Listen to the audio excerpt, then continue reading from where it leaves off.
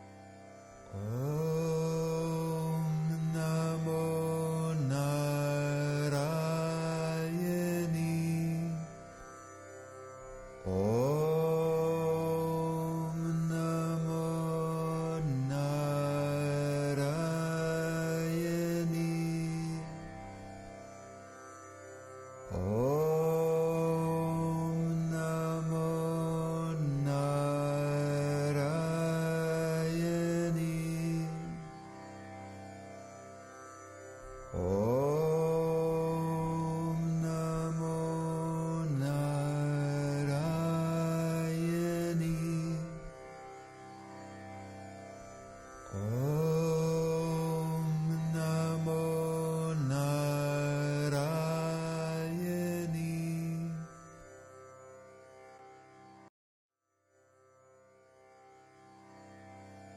Om Namo Narayani. Om Namo Narayani.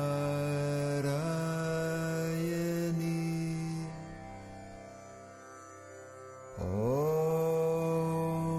Namo Narayani.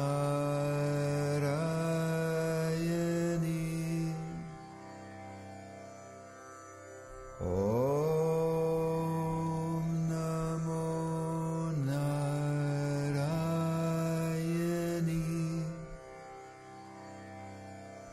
Om Namo Narayani.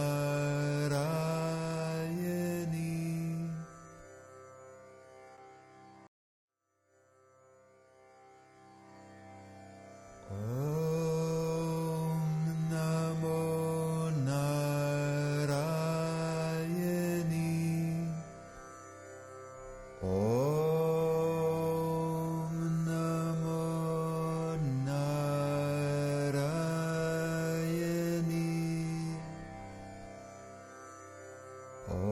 Om Namo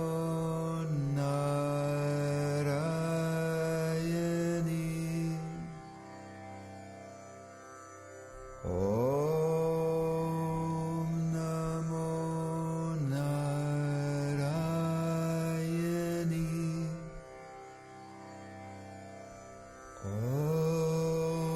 Namo Narayani. Om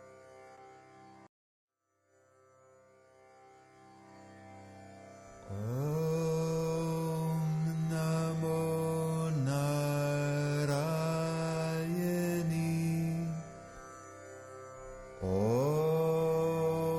Om Namo Narayani.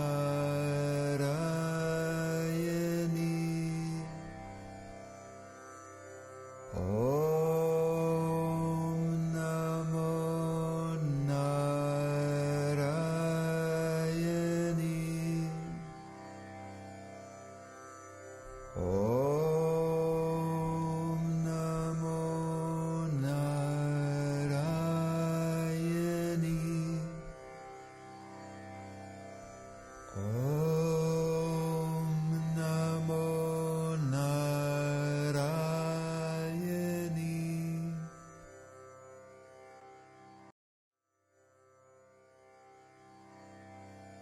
Om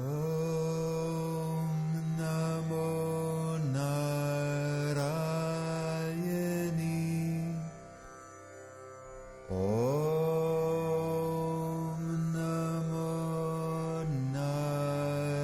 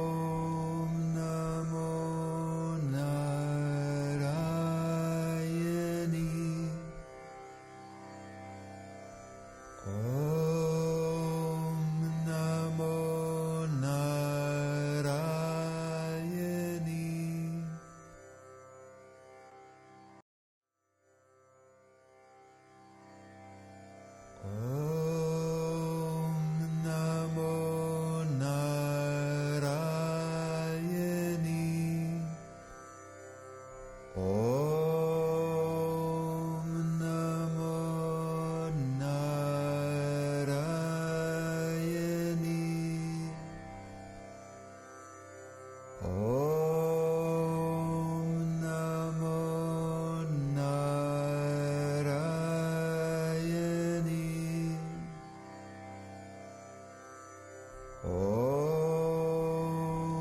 Namo Narayani.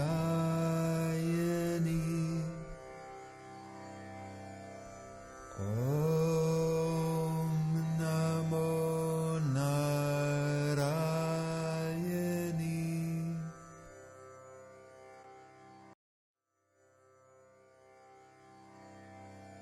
Om Namo Narayani. Om Namo Narayani. Om Namo Narayani.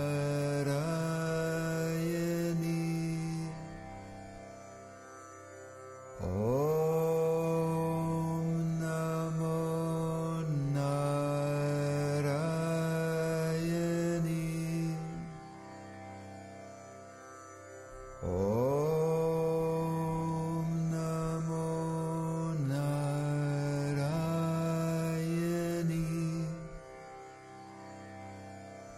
Om Namo Narayani.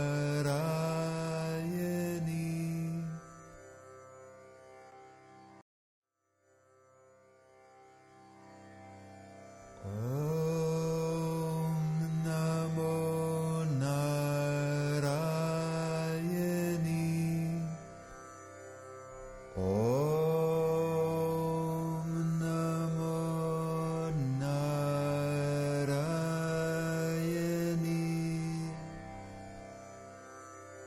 Om Namo Narayani.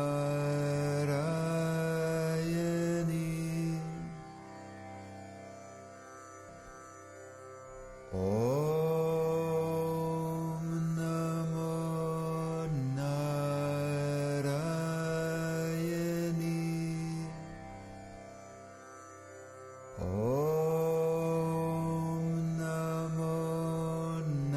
Narayani. Om Namo Narayani.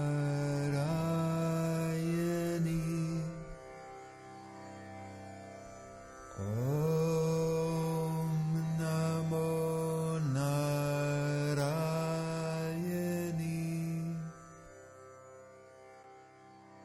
Om Namo Narayani. Thank you all so much for joining us, and we'll see you again next week. Sending lots of love from Tamil Nadu, South India. And lots and lots and lots of grace.